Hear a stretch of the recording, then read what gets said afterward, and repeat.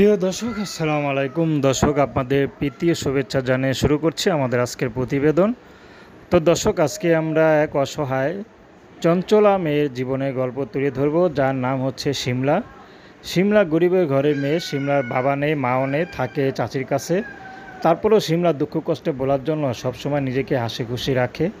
তো শিমলার বিয়ে হয়েছিল, মাত্র 3 মাসের সংসার। শিমলার স্বামী শিমলাকে ছেড়ে চলে যায়, কারণ শিমলার চাচা তার যে টাকা দেওয়ার কথা ছিল, যৌতুক দেওয়া, সেটা দিতে পারেনি, তো তাকে ছেড়ে চলে যায়।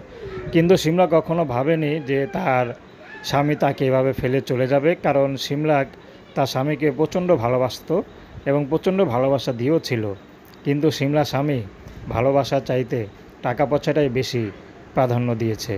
তো শিমলা এখন চাচা কাছে থাকে, কিন্তু চাচা কিছু না বললেও চাচি কথা কথায় খোঁটা দেয়।